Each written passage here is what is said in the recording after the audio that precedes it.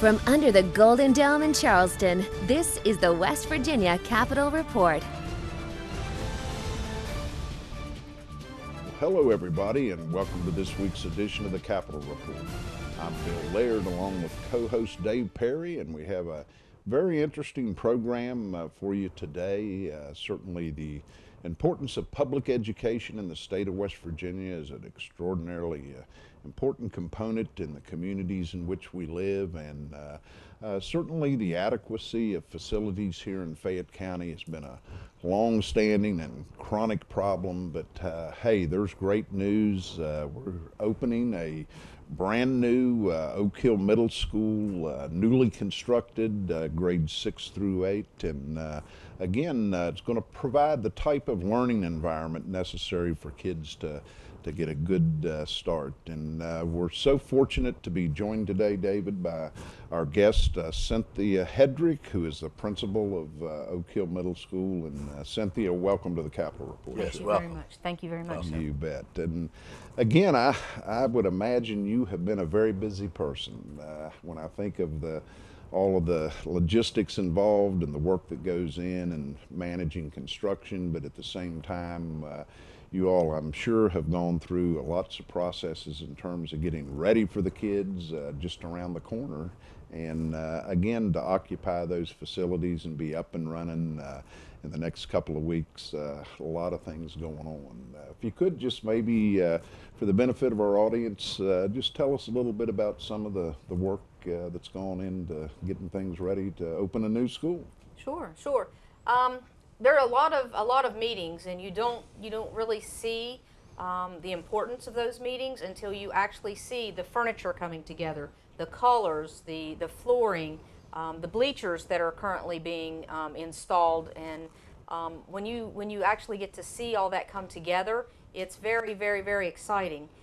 Because I know, as this community knows, we have a whole group of students that unfortunately their middle school was very different. You know, when we got that call. We are ecstatic about the school. We have a STEAM lab, which is it's incredible. The equipment that's there, it's top notch. Our students they're going to be exposed to a lot of things that college students they have the access to do. So it's exciting. It's very exciting, and I think that it's long overdue for Fayette County, and we're super appreciative of Mr. George, our superintendent, and the SBA, the state board, because everyone has worked extremely, extremely hard to make this happen. That's great. That's great. So, Cindy, you talked a little bit about facilities. Let's talk about curriculum. Sure. When you go into a new setting and a new building, I'm sure there's some changes there in curriculum and programmatic levels as well. Yes. Well, you actually hit the nail on the head. We are now a 6 through 8, where before we were a 5 through 8. And for the first time in several years, we actually have science lab, state-of-the-art science labs. And as per the code, it's supposed to be 50-50, 50% hands-on, 50% learning, which you have to do. And our kids will now have that opportunity. Our teachers, they've been in, they've seen the science rooms, they're unpacking, and they're coming up with labs, which is amazing. We have more room, we have the opportunity to meet the needs of our students today. And it is different than what it was 5-10 years ago, much less when I was in school. So it's very exciting. We saw tremendous growth last year, just on the GSA. And I don't want to say that testing is everything, but just with what we're doing and some intervention time that we were able to place in our schedule that's dedicated directly to any deficits and or enriching students. So we've tried to look at a lot of different things. Both Mrs. Adkins, Mrs. Utah, both my assistants, we've taken a lot of time in developing a schedule and doing what we think is best for grades 6 through 8. I know as you move into this new school, you've done a lot of things to involve the community, or you have a lot of things planned for the community, which that seems to be a trend that would be necessary across the state. Sure. In a new facility. Some of the types of things that you have planned is what? Well, on Wednesday, September the 21st, we have an orientation from 6 until 8 for our 8th grade students and their parents. On Thursday, the 22nd, from 6 until 8, we have the orientation for our 7th grade students and their families. On Friday, the 23rd, we have orientation for our 6th grade students and their families. On Thursday, September the 5th, we're doing an open house for the community. Our community's been impacted a lot, and we want to let them see the work that's been done, the efforts. I mean, it wasn't futile. We have a state-of-the-art building, and we are proud of it. We want our kids and our community to be proud of it, and we want them to be able to come and see what their kids, where they're going to be going every day. That is the first home game for our Little Devils, and so it's a perfect opportunity and time so that everybody can come out, support the teams, and also come and see the new building. Cindy, again, talking about state of the art, and again, the actual physical structure itself and the architecture and those things that go into creating a good learning environment for kids. But my goodness, we're living now in a technological age where, a lot of the importance of equipping a classroom for the 21st century, for lack of a better term. If you could, are you going to have, some technological aspects to the school that you think will complement the educational efforts of kids? I guess that has to be a part of a curriculum and instruction this day and age. Yes, we do. First of all, we are getting brand new Surface Pros for all of our students.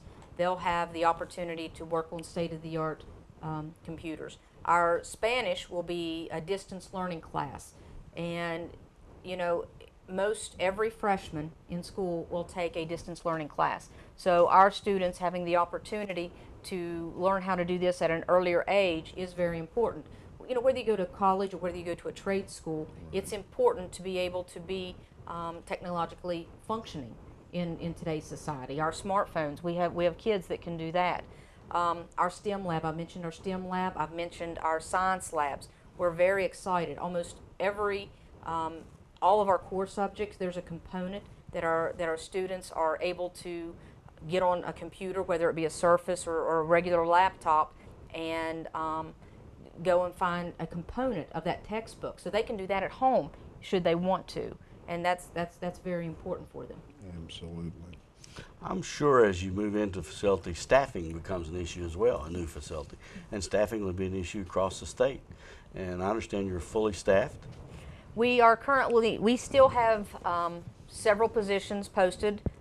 We have a lot of special education positions, so we are actively seeking. I know that our personnel department, they're working exceptionally hard, but we definitely need some special education teachers, certified teachers, because we want to make sure that we help all students. And so, if you're out there and you need a job, or you're curious about a job, please, feel free to contact Mrs. Pennington at the Fayette County Board of Education and get an application in. Of course, special ed is one of those shortage areas across the state. It is, and the legislature recently, for fully certified special education teachers, there's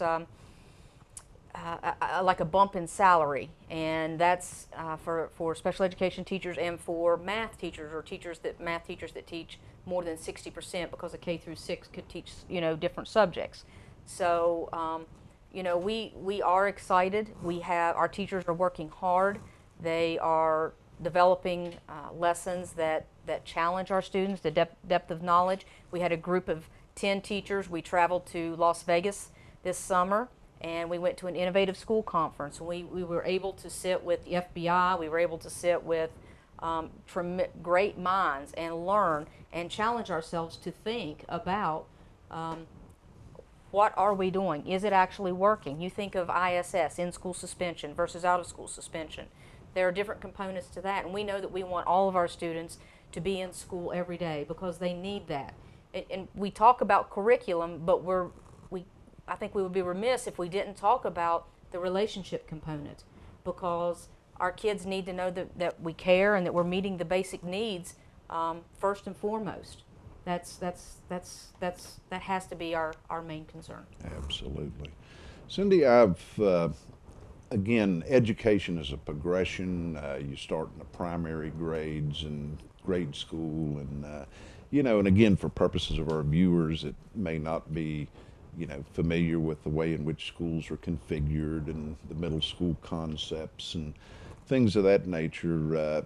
Again, back in my day, it was junior high and high school, but those years 6 through 8 just seem to be such a critical period. You have, that's sort of the transition point where you're basically preparing kids that come out of the primary portion of our public education system into the transition on to high school, and such things, I guess, is maybe it's not too early to start doing things like career exploration and ways in which you can challenge kids to get ready to step up. But if you could, just for our viewers, talk a little bit about the importance of that 6 through 8 piece in terms of the continuum of education progress in West Virginia. Well, I think national statistics will show that, unfortunately, a lot of students, you can determine, or it determines whether they're going to be successful in high school by the age of 6th grade. So it is very important to be able to make sure that those middle school years, especially the 6th grade, that they're successful, okay? During that 6th grade time, you also said that there's a lot of changes that are occurring. We know that puberty kicks in. We know that their mind, they're curious. They think that they're no longer a child. Right. They think that they're that adult. And fact is that, as I mentioned earlier, students are not the same as they were 5 years ago. So it's a huge difference because of technology, because of computers, smartphones. They're exposed to things a lot earlier. So the importance of the career prep, which we have a period set aside, 30 minutes to discuss career preparation, because not all students we know are going to go to college, but all students need to be able to understand how to work, the value of filling out an application, being able to speak to someone, communication skills. We keep hearing that. It's huge, whether it's verbal or whether it's written. Yeah, no doubt. Well, again, unfortunately, our time is expiring here, but really want to wish you and your faculty and staff at Oak Hill Middle School all success. I know there's a tremendous amount of excitement within the community. Obviously, a situation for a few years, kids, did not have the type of facilities and state-of-the-art kind of environment in which to be properly educated. But hey, they do now, and just congratulations on your good hard work, and best of luck to Oak Hill Middle School in the upcoming school year. Yes, sir. Thank you very much. Okay. And again, our guest here in our first segment, Cynthia Hedrick, principal of the Oak Hill Middle School here, a state-of-the-art facility, newly constructed, grades 6 through 8, getting ready to open for the new school year. We're going to go ahead and take a quick break and be right back to the Capitol Report, so stay with us, everybody. Stay tuned. The West Virginia Capitol Report will be right back. The West Virginia Capitol Report is brought to you by the AFL-CIO of West Virginia, Cucumber & Company, online at cucumberandcompany.com, and Mark Hunt & Associates, toll free at 800-554-1280. From under the Golden Dome in Charleston, this is the West Virginia Capitol Report. Welcome back to the Capitol Report as we continue our discussion about public education in the state of West Virginia, and we're very pleased to be joined in this segment of our show by Anna Kincaid Klein, an Associate Superintendent of Fayette County Schools, and again we're going to talk about when you reconfigure and merge and consolidate public schools in the state of West Virginia. And Anna, welcome to the Capitol Report Show. Thank you very much. You bet. And again, a lot of excitement, some major pieces being rearranged here in Fayette County. And again, I know the Board of Education's been, appropriately attuned to wanting to make sure this transition occurs as seamlessly as possible. But a lot of things go into kind of redefining long existing patterns of attendance zones and that type of thing. But if you could, for purposes of our viewers, just tell us a little bit about that process and what you all have done to try to facilitate the smooth transition in terms of the consolidations occurring. Absolutely. Well, we're very blessed in Fayette County. We have wonderful schools. We have wonderful teachers in our system. And the past year, we spent a lot of time with our students and the parents going over what was going to happen, what schools were going to be merged together, how some schools would be reconfigured. And we were really pleased to see the traditions that the principals were talking to the kids with. How can we preserve some of those traditions as we move into these new environments? And good examples of that went on all throughout the year last year. We had multiple transition activities that were scheduled with high schools, with the elementary schools. One of the elementary schools actually did a technology component, had a Christmas concert, and all 3 elementary schools participated via technology, which was really exciting. We had a joint band efforts with a couple of the schools where we had a homecoming parade and multiple bands worked together, which was just amazing. But we're just really fortunate. We have some very caring teachers that really put forth a lot of effort to ensure that last year students were taken care of and their needs were being met, and that when the transitions were happening this year, that they were going to be smooth transitions. So what we've got on the dockets for this year coming up is a lot of activities with the students with their traditions. So one good example I like is, I'm a graduate from Fayetteville High School, and at Fayetteville High School we an art teacher there, Mrs. Price, made she was a very strong art teacher, and she would take the ceiling tiles at the school and they decorated the ceiling tiles, and she did several other things. And so we talked a little bit last year about, can we do that same kind of activity as our students as they move into Oak Hill High School. And Oak Hill High School is very open to that idea. They want to preserve all the traditions that are important to the students that they are blessed to receive from Valley and from Oak Hill or from Fayetteville. So I'm pretty excited about the year coming up. That's great. So whether it be Oak Hill High School, John Marshall High School, other high schools throughout the state, of course, obviously there's a process in a merger and a consolidation that you must do regardless of where you are. Yes. And very much usually when mergers occur or consolidations, there's a change in curriculum, Anna. There is a change. We're really pleased in Fayette County this year. First year, starting out in I don't know how long, we're going to have almost every single math teacher in Fayette County that's going to be certified.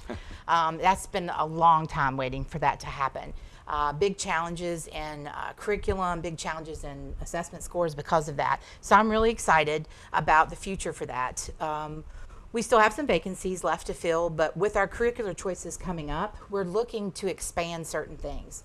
Our art program, as an example, we have amazing art teachers in Fayette County. And across the river at Midland Trail, I've got a middle school, an elementary, middle school, and high school art teacher that just would blow your socks off. And so we're really looking to how can we take the things that children want to do and are talented at and broaden that and give them options. We are looking at doing some seminar courses where kids could do small components of an art piece so that, maybe you like ceramics, but you really don't want to be in painting. So rather than have to set for an entire semester or entire year in one particular class, you can sort of have a selection of things that you would want to do. A lot of those classes can be backed behind a class like driver's ed that parents appreciate having, helps us a little bit with our insurances for our parents, but it helps out with the kids. It makes them want to come to school. I had a really exciting conversation today with Josh Grant from the State Department, and he's going to come down and talk to some of our teachers about a couple different things.